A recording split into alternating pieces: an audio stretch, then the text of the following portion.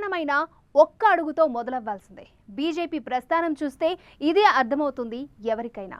2 స్థానాల నుంచి 303 సీట్లలో విజయం వరకు దేశ రాజకీయాల్లో ఎదురులేని శక్తిగా మారిన బీజేపీ 41 వసంతాలను పూర్తి చేసుకుంది. జనసంఘ్ నుంచి ఇప్పటి వరకు కమలం పార్టీ ప్రయాణం ఎలా సాగింది? 2 పార్లమెంటు స్థానాల నుంచి 18 కోట్ల సభ్యత్వం వరకు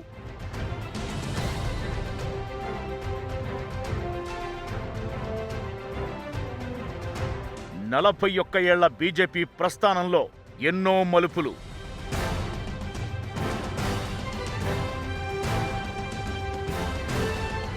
రాజకీయాల్లో ఎదురులేని శక్తిగా ఎదిగిన బీజేపీ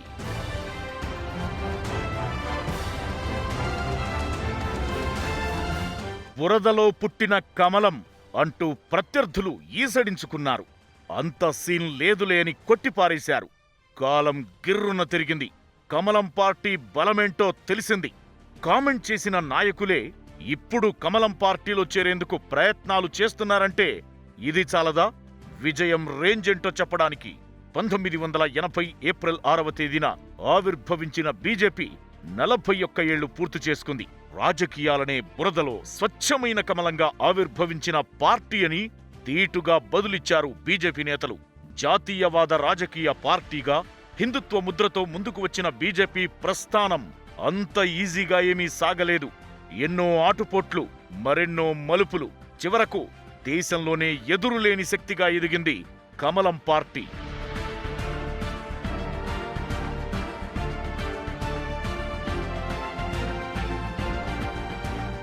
అంధకారం అస్తమిస్తుంది, సూర్యుడు ఉదయిస్తాడు, కమలం వికసిస్తుంది. ఇవి 41 ఏళ్ల కింద బీజేపీ ఆవిర్భావం రోజున వాజ్పేయి మాటలు. అదే నిజమైంది ఇప్పుడు. ప్రస్తుతం కమలం వికసిస్తోంది.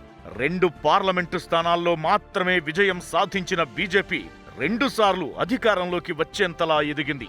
బీజేపీ వర్సెస్ మిగతా పార్టీలు అన్నట్లుగా ఇప్పుడు దేశ రాజకీయాలు మారాయి. ఇది చాలు కమలం పార్టీ బలగం ఏంటో చెప్పడానికి. అటల్, అద్వానీ నుంచి మోదీ, షా వరకు కమలం పార్టీ ప్రస్థానంలో ఎన్నో మజిలీలు. జ్ఞాపకాలుగా మిగిలిన విజయాలు మిగిల్చిన జ్ఞాపకాలు.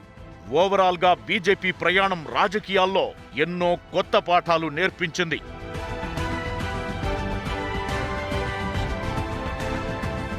బీజేపీ పూర్వరూపం భారతీయ జనసంఘ్. దేశ విభజన తరువాత కాంగ్రెస్ పార్టీకి ప్రత్యామ్నాయ రాజకీయ పార్టీ అవసరమని భావించిన శ్యాంప్రసాద్ ముఖర్జీ 1952లో భారతీయ జనసంఘ్ ప్రారంభించారు. ఆయన తరువాత దీన్ దయాళ్ ఉపాధ్యాయ నాయకత్వం వహించారు. 1952లో జరిగిన తొలి లోక్సభ ఎన్నికల్లో జనసంఘ్ 3 సీట్లే సాధించినా 1971 ఎన్నికల నాటికి 22 స్థానాలతో దీటైన ప్రతిపక్షంగా ఎదిగింది.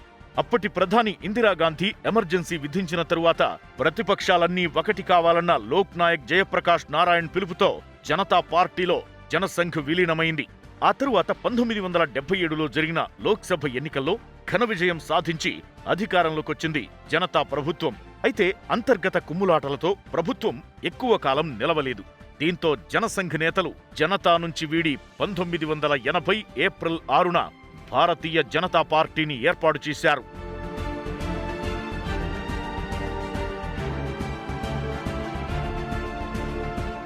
1984 పార్లమెంటు ఎన్నికల్లో బీజేపీకి కేవలం 2 సీట్లే వచ్చాయి. అలాంటి పరిస్థితుల్లోనూ కమలం పార్టీ నాయకులు ధైర్యం వీడలేదు. వాజ్పేయి, అద్వానీ ముందుండి పార్టీని నడిపించారు. రామ జన్మభూమి ఉద్యమం బీజేపీ దేశవ్యాప్తంగా విస్తరించేందుకు దోహదపడింది. 1989 ఎన్నికల్లో బీజేపీ అద్భుత ప్రదర్శన చేసింది. 85 సీట్లు కైవసం చేసుకుంది. నేషనల్ ఫ్రంట్ ప్రభుత్వానికి బయట నుంచి మద్దతిచ్చింది. మళ్లీ జనతా సర్కార్ కథే రిపీట్ అయి ఆ ప్రభుత్వం కూలిపోయింది. 1991 ఎన్నికల్లో బీజేపీ ప్రభుత్వం ఏర్పడుతుందని అంతా భావించారు. అయితే తొలి విడత పోలింగ్ పూర్తయ్యాక రాజీవ్ గాంధీ చనిపోవడంతో ఆ తరువాత పోలింగ్లో కాంగ్రెస్ పార్టీ పుంజుకుంది. మైనారిటీ ప్రభుత్వం ఏర్పాటు చేసింది. 1991 ఎన్నికల్లో బీజేపీకి 120 సీట్లొచ్చాయి.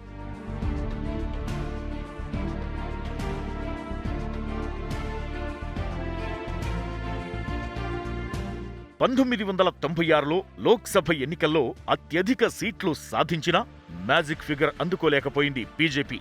అయినా సరే దేశంలో తొలి కాంగ్రెసేతర ప్రభుత్వాన్ని ఏర్పాటు చేశారు వాజ్పేయి. లోక్సభలో మెజారిటీ నిరూపించుకోలేకపోవడంతో ప్రభుత్వం కూలింది. ఆ తరువాత యునైటెడ్ ఫ్రంట్ ఘోరంగా విఫలమైంది. 1998 ఎన్నికల్లో ఎన్డీఏ పేరుతో మిత్రపక్షాలను కూడగట్టుకుని సంకీర్ణ ప్రభుత్వాన్ని ఏర్పాటు చేసింది బీజేపీ.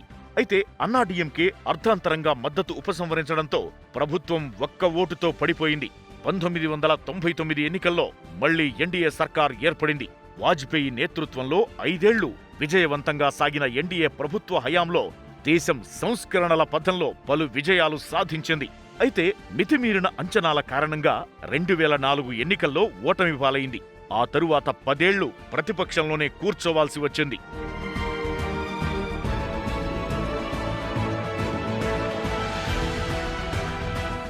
ఇప్పటి వరకు ఒక లెక్క, ఇకపై ఒక లెక్క అన్నట్లు అనిపించాయి 2014 ఎన్నికలు.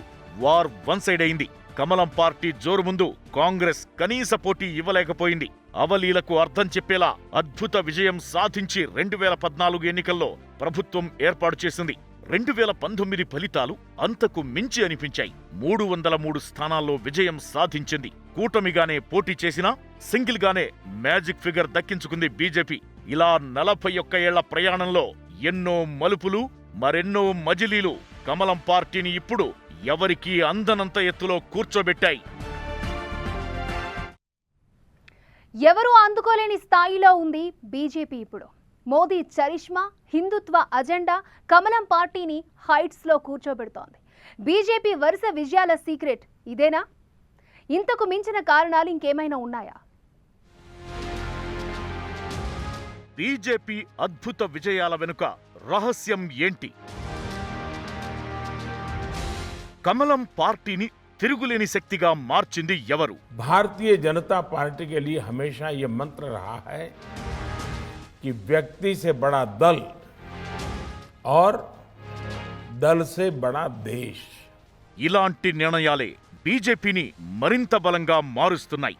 వ్యక్తి కంటే సమూహం, సమూహం కంటే దేశం ముఖ్యం. శ్యామ్ ప్రసాద్ ముఖర్జీ కలలు నెరవేరేలా సమైక్య భారత్ కోసం కష్టపడుతున్నామంటారు మోదీ.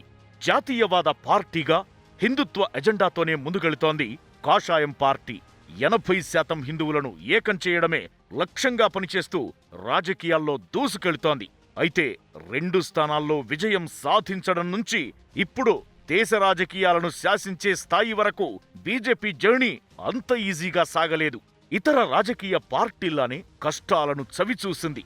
4 దశాబ్దాల రాజకీయ ప్రస్థానంలో పార్టీ అధికారంలో ఉన్నది కేవలం 12 ఏళ్లే. అధికారంలో ఏళ్లపాటు లేకపోవడంతో పార్టీ మద్దతుదారులు ఇబ్బందులు ఎదుర్కొన్నారు. అలాంటి పరిస్థితులను దాటుకుంటూ తిరుగులేని శక్తిగా కమలం పార్టీని నిలపడంలో సక్సెస్ అయ్యారు.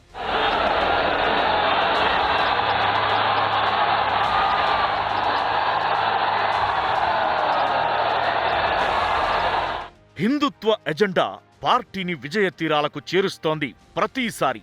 దీనికి తోడు మోదీ ప్రజాదరణ కూడా బీజేపీకి బాగా కలిసి వస్తోంది. ప్రధానమంత్రి మోదీ నేతృత్వంలో బీజేపీ 2 సార్వత్రిక ఎన్నికల్లో విజయం సాధించింది. అక్కడక్కడా పరాజయం ఎదురైనా దేశవ్యాప్తంగా చూస్తే పార్టీ పట్టు పెరుగుతోంది. ఇక అటు కాంగ్రెస్ పరిస్థితి రోజురోజుకు దిగజారుతోంది. ఒకప్పుడు శక్తిమంతమైన ప్రాంతీయ పార్టీలు ఇప్పుడు ఆ స్థాయిలో ప్రభావం చూపించడం లేదు. మోదీని సవాల్ చేసే పార్టీనో వ్యక్తో దాదాపుగా కనిపించని పరిస్థితి ఎదురైందంటే ఓ పార్టీ విజయానికి ఘనతకు ఇంతకు మించిన ఎగ్జాంపుల్ ఉండదు.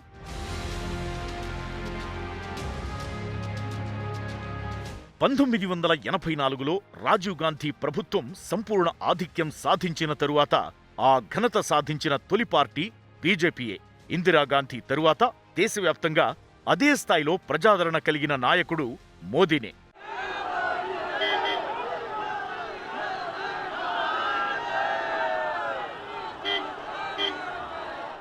వెనక్కి తిరిగి చూడాల్సిన అవసరం లేనంత స్థాయిలో బీజేపీకి సపోర్టర్లు ఉన్నారు. వీరిలో చాలా మంది ఆర్ఎస్ఎస్, విహెచ్పి నుంచి వచ్చిన వారే. అయితే ఐక్యతపై విపరీతమైన దృష్టి కేంద్రీకరించడమే బీజేపీ, ఆర్ఎస్ఎస్ విజయానికి కారణమన్నది కొందరి వాదన. 2002 గుజరాత్ అల్లర్ల తరువాత పార్టీ స్టాండ్ విషయంలో ఎలాంటి నిర్ణయం తీసుకోవాలని సందిగ్ధం ఏర్పడిన తరుణంలో పార్టీ కలిసికట్టుగానే ముందుకు సాగింది. ఆ తరువాత మోదీని ప్రధాని అభ్యర్థిగా ప్రకటించి అద్భుత విజయాన్ని సొంతం చేసుకుంది.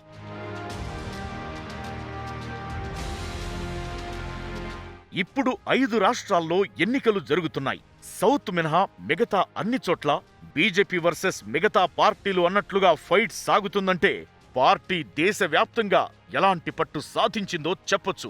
2019లో రెండోసారి అధికారంలోకి వచ్చిన బీజేపీ హామీలన్నింటినీ నెరవేర్చుతూ వస్తోంది.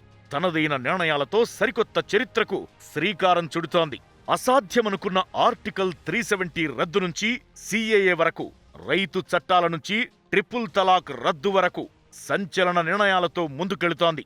అయితే ఇప్పుడు బీజేపీ హామీల్లో యూనివర్సల్ సివిల్ కోడ్ ఒక్కటే బ్యాలెన్స్ ఉంది. 5 రాష్ట్రాల్లో ఎన్నికల తరువాత మరిన్ని సంచలన నిర్ణయాలు చూసే అవకాశాలు లేకపోలేదన్న అంచనాలు వినిపిస్తున్నాయి. రామజన్మభూమిలో ఆలయ నిర్మాణం కూడా బీజేపీ పట్టు మరింత పెంచేలా చేసింది.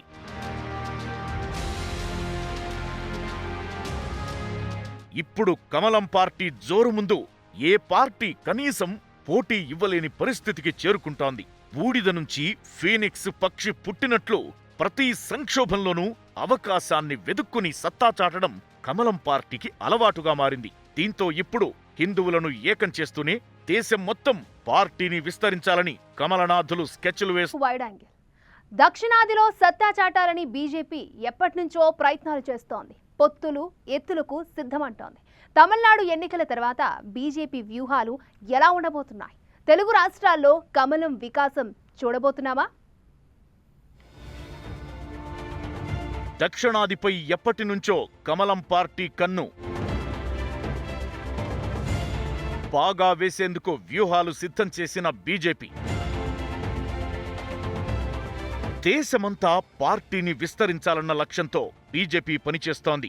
ఉత్తరాదిన దాదాపు అన్ని రాష్ట్రాల్లో పార్టీని బలంగా మార్చిన కమలనాథులు ఎప్పటినుంచో దక్షిణాదిపై దృష్టి సారిస్తున్నారు. ఉత్తర భారతదేశానికి చెందిన పార్టీ అన్న ముద్రను పోగొట్టుకునేందుకు ప్రయత్నాలు చేస్తున్నారు. దక్షిణాదిన పాగా వేసేందుకు ప్రణాళికలు రచిస్తున్నారు. హిందుత్వ ఎజెండాతో పాటు కుల రాజకీయాలను తెరమీదకు తీసుకువస్తూ రాజకీయ వ్యూహాలు సిద్ధం చేస్తున్నారు. పొత్తులకు రెడీ అంటూనే ప్రత్యర్థి పార్టీల ఎత్తులకు పై ఎత్తులు వేసేందుకు రెడీ అవుతున్నారు కమలనాథులు. దుబ్బాకతో పాటు గ్రేటర్ ఎన్నికలు ఇచ్చిన ఫలితాలతో తెలంగాణ కాషాయ దళంలో సరికొత్త ఆశలు రేపుతుంటే ఏపీలోనూ సత్తా చాటేందుకు సిద్ధమవుతున్నారు. గత 10 ఏళ్లతో కంపేర్ చేస్తే ఏపీ మినహా అన్ని రాష్ట్రాల్లో ఓటు శాతం పెంచుకుంది బీజేపీ. కర్ణాటకలో 27.2% నుంచి 51.7% పెరిగి అధికారం చేజిక్కించుకుంటే కేరళలో 6.6 నుంచి 13%, తెలంగాణలో 9.9 నుంచి 19.7%, తమిళనాడులోనూ ఇప్పుడు సరికొత్త వ్యూహాలతో ముందుకెళుతోంది.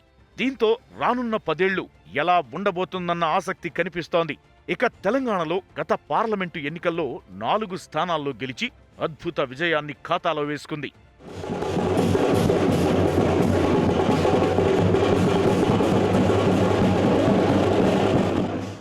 ప్రాంతీయ పార్టీలు బలంగా ఉన్న చోట బీజేపీకి ఇబ్బందులు ఎదురవుతున్నాయి. దక్షిణాదిన కర్ణాటక మినహా ఎక్కడా అధికారంలో లేదు. అయితే కొన్ని అంశాలు మాత్రం కమలం పార్టీకి ఇక్కడ కలిసి వస్తున్నాయి. దక్షిణాది రాష్ట్రాల్లో కాంగ్రెస్ రోజురోజుకు బలహీనంగా మారుతోంది. ఆ స్థానంలోకి వెళ్లేందుకు కమలం పార్టీ వ్యూహాలు సిద్ధం చేస్తోంది. ప్రాంతీయ పార్టీలకు పోటీ ఇచ్చేందుకు సిద్ధమవుతోంది. ఇప్పటికిప్పుడు అధికారం ఆశించకపోయినా ఓటు షేర్ మాత్రం భారీగా పెంచుకుంటూ సత్తా చాటుతోంది. అందివచ్చిన ప్రతి అవకాశాన్ని సద్వినియోగం చేసుకుంటూ దక్షిణాదిలో పాగా వేసేందుకు కాషాయ శ్రేణులు సిద్ధమవుతున్నాయి. ఖచ్చితంగా దక్షిణాది రాష్ట్రాల్లో ఇప్పటికీ మీరు చూస్తే ఈశాన్య రాష్ట్రాల్లో గతంలో పెద్దగా లేనటువంటి బీజేపీ ఒక ప్రత్యేకమైనటువంటి శక్తిగా ఆవిర్భవించింది. అస్సాంలో మేము మొదటిసారిగా 5 సంవత్సరాల క్రితం ప్రభుత్వాన్ని ఏర్పాటు చేశాం. పశ్చిమ బెంగాల్లో ప్రభుత్వ ఏర్పాటు దిశగా ముందుకు వెళ్తున్నాం. ఒడిస్సాలో కూడా ప్రధాన ప్రతిపక్షంగా ఎదిగి భవిష్యత్తులో అధికారంలోకి రాబోతున్నాం. బీహార్లో ఆల్రెడీ నెంబర్ 1 పార్టీగా ఎదిగాం. ఇక భారతీయ జనతా పార్టీ ముందున్న ప్రధానమైనటువంటి లక్ష్యం దక్షిణాదిలో విస్తరించడం. అందుకు ఒక ప్రణాళిక ప్రకారం ప్రజలకు చేరువయ్యే విధంగా మరి 2 రాష్ట్రాల్లో బీజేపీ కార్యకర్తలు నాయకులు విస్తృతంగా ప్రయత్నం చేస్తున్నారు. ముఖ్యంగా హిందుత్వ ఎజెండాతో ముందుకెళుతూ పార్టీని బలోపేతం చేసేందుకు కమలం పార్టీ శ్రేణులు వ్యూహాలు రచిస్తున్నాయి. గ్రేటర్ హైదరాబాద్ ఎన్నికల్లో కమలం పార్టీ సత్తా చాటడం వెనుక కారణం కూడా ఇదే. దక్షిణాదిలో ఒక్క అన్నాడీఎంకే మినహా అన్ని పార్టీల్లోనూ వారసత్వ రాజకీయాలు నడుస్తున్నాయి. ఇదే అంశంపై దృష్టి సారిస్తున్న బీజేపీ దీన్ని హైలైట్ చేస్తూ ప్రత్యర్థి పార్టీలపై విమర్శలు గుప్పించేందుకు సిద్ధమవుతోంది. ఎక్కడెక్కడ ప్రాంతీయ పార్టీలు బలంగా ఉంటాయో అక్కడ కొంత ఇబ్బందిగా ఉన్నటువంటి విషయం వాస్తవమే. అది తమిళనాడు కావచ్చు, లేక కేరళ కావచ్చు. ఇక్కడ ఎన్టీ రామారావు గారు పెట్టినటువంటి తెలుగుదేశం పార్టీ కారణంగా కావచ్చు, కొంత ఆ ప్రభావంతో కొంత మేము పూర్తి స్థాయిలో అనుకున్నంత లక్ష్యాలను చేరుకోలేకపోయిన విషయం వాస్తవమే. కానీ ఈరోజు భారతీయ జనతా పార్టీ ఆ ప్రాంతీయ పార్టీలకు ప్రత్యామ్నాయంగా ఉంటుంది. అదేవిధంగా ఈరోజు కుటుంబ రాజకీయాలకు, వంశపరంపర రాజకీయాలకు ఈరోజు ప్రజలు అసహించుకుంటున్నారు. ఆ నేపథ్యంలో ఈరోజు మనము ఉత్తరప్రదేశ్ తీసుకున్నా, బీహార్ తీసుకున్నా, కర్ణాటకలో కుమారస్వామి దేవగౌడ కుటుంబం తీసుకున్నా, లేక అనేక రాష్ట్రాలలో కాశ్మీర్ నుంచి తమిళనాడు వరకు కూడా కుటుంబ రాజకీయాలకు ప్రత్యామ్నాయంగా జాతీయ రాజకీయాలకు సంబంధించినటువంటి వ్యవస్థ రావాలని ప్రజలు కోరుకుంటున్నారు. ఇక అటు పొత్తుల విషయంలో ఎప్పుడూ వెనకడుగు వేయలేదు బీజేపీ. ఇప్పుడు కూడా అదే ఫాలో అవుతోంది. స్థానిక పరిస్థితులకు తగినట్లు పొత్తుల విషయంలో నిర్ణయం తీసుకోవడంలో బీజేపీ తరువాతే ఎవరైనా. తమిళనాడులో అన్నాడీఎంకేతో కలిసి నడుస్తున్న బీజేపీ ఇప్పుడు ఏపీలో జరుగుతున్న తిరుపతి ఉప ఎన్నికకు సంబంధించి జనసేనతో కలిసి సాగుతోంది. ఇలా విజయానికి ఉన్న ఏ ఒక్క మార్గాన్ని వదలకుండా సరికొత్త వ్యూహాలతో ముందుకెళుతూ ప్రతి చోట అద్భుత విజయాలు నమోదు చేస్తోంది. గత 10 ఏళ్లతో పోలిస్తే దక్షిణాదిలో బీజేపీ ఓటు శాతం భారీగా పెరిగింది. రాబోయే రోజుల్లో అద్భుతాలు జరిగినా ఆశ్చర్యపోవాల్సిన అవసరం లేదన్నది రాజకీయ నిపుణుల అంచనా. ప్రచారం నుంచి పొత్తుల వరకు ప్రతి విషయంలో కొత్త పందాలో దూసుకుపోతోంది బీజేపీ. అందుకే తిరుగులేని శక్తిగా మారింది. మరి ఇకపై కమలం పార్టీ భవిష్యత్తు ఎలా ఉండే అవకాశం ఉంది? 5 రాష్ట్రాల ఎన్నికల తర్వాత రాజకీయాల్లో ఎలాంటి మార్పులు జరిగే అవకాశం ఉంది? ఎన్నికల వ్యూహాల్లో బీజేపీ కొత్త పంథా. రాజకీయాల్లో సరికొత్త ట్రెండ్ క్రియేట్ చేస్తున్న కమలం పార్టీ.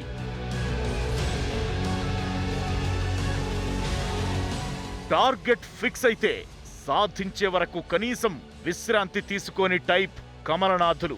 అందుకే ఇప్పుడు ఆ పార్టీ ఈ స్టేజిలో ఉందన్నది నిపుణుల అంచనా. బెంగాల్ ఎన్నికల విషయంలో అదే ప్రూవ్ అయింది కూడా. ఆ రాష్ట్రంలో ఒకప్పుడు 3-4 స్థానాల్లో ఉన్న కమలం పార్టీ ఇప్పుడు అధికార టీఎంసీకి చుక్కలు చూపిస్తోంది. కాంగ్రెస్ లెఫ్ట్ పార్టీలను కూడా వెనక్కి నెట్టేసింది. బీజేపీ నేతల అంతుచిక్కని వ్యూహాలు దీదీకి పరీక్షగా మారాయిప్పుడు. బెంగాల్ ఎన్నికల ఫలితం మీదే దేశ రాజకీయాల భవిష్యత్ ఆధారపడి ఉందంటే కమలం పార్టీ ప్రభావం ఎలా ఉందో అర్థం చేసుకోవచ్చు. బెంగాల్లో ఎలాగైనా అధికారం దక్కించుకోవాలని నిర్ణయం తీసుకున్న బీజేపీ ఎన్నికలకు 6 నెలల ముందు నుంచే వ్యూహాలు అమలు చేస్తూ వచ్చింది. ముందు నడ్డా రావడం, కాన్వాయ్పై దాడి జరగడం, ఆ తరువాత అమిత్ షా పర్యటనతో రాజకీయం ఒక్కసారిగా వేడెక్కింది. దేశం మొత్తం బెంగాల్ వైపు చూడడం స్టార్ట్ చేసింది. ఇప్పుడు టగ్ ఆఫ్ వార్ అన్నట్లుగా బీజేపీ టీఎంసీ మధ్య వార్ నడుస్తోంది. ఇలా వ్యూహాలను పక్కాగా అమలు చేయడంలో బీజేపీ ప్రతిసారి సక్సెస్ అవుతూనే ఉంది.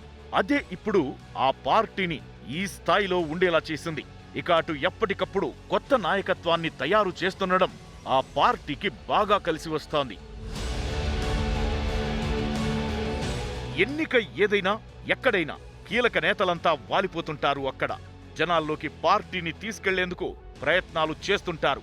గ్రేటర్ ఎన్నికల విషయంలోనూ అదే కనిపించింది. హోంమంత్రి అమిత్ షా నుంచి జాతీయ స్థాయి నేతల వరకు హైదరాబాద్ వచ్చారు. ఇక ఎప్పటికప్పుడు కొత్త ఇష్యూని తీసుకుని జనాల్లోకి వెళ్లడం కూడా బీజేపీ మరింత స్ట్రాంగ్ అయ్యేలా చేస్తోందని విశ్లేషకులు అంటున్నారు. ఎన్నికల ప్రచారం పార్టీకి సంబంధించి సోషల్ మీడియా వినియోగంలోనూ బీజేపీ ఎప్పుడూ టాప్లోనే ఉంటుంది. కమలం పార్టీ మొదటిసారి అధికారంలోకి రావడంలో సామాజిక మాధ్యమాలు కీలక పాత్ర పోషించాయంటే వాళ్ల వ్యూహాలు అర్థం చేసుకోవచ్చు. ఇక అటు పార్టీని విస్తరించేందుకు పార్టీలతో పొత్తుకు కమలం పార్టీ సిద్ధంగా ఉంటుంది. ఈశాన్య రాష్ట్రాలతో పాటు జమ్మూ కాశ్మీర్లోనూ పట్టు సాధించగలిగింది అంటే ఇదే కారణమన్న విశ్లేషణలు ఉన్నాయి. ఇక అటు హిందుత్వంతో పాటు కుల రాజకీయాలు చేయడం కలిసి వస్తోంది. యూపీలో అధికారంలోకి రావడం ఒక రకంగా అదే కారణమవగా తమిళనాడులో అలాంటి స్ట్రాటజీనే ఫాలో అవుతున్నారు. ఇక భవిష్యత్తును 10 ఏళ్ల ముందే చూసి నిర్ణయాలు తీసుకుంటుంది కమలం పార్టీ. ఇదే ఇప్పుడు బీజేపీని తిరుగులేని శక్తిగా నిలబెట్టింది. ఓవైపు కాంగ్రెస్ వీక్ అవుతోంది. ఇలాంటి సమయంలో బీజేపీకి ప్రత్యామ్నాయం ఏంటి అన్న ఆలోచనలు కూడా మొదలయ్యాయంటే కమలం పార్టీ హవా రేంజ్ ఎలా ఉందో అర్థం చేసుకోవచ్చు. 5 రాష్ట్రాల ఎన్నికల తరువాత రాజకీయం కొత్త టర్న్ తీసుకునే ఛాన్స్ ఉంది. ఇలాంటి సమయంలో 41 ఏళ్లు పూర్తి చేసుకున్న బీజేపీ భవిష్యత్ వ్యూహాలు ఎలా ఉంటాయన్నది ఆసక్తికరంగా మారింది. ఇదే ఇవాల్టి వైడ్ యాంగిల్. రేపు మరో అంశంతో మళ్ళీ కలుద్దాం. చూస్తూనే ఉండండి 10 టీవీ, జనం కోసం నిజం కోసం.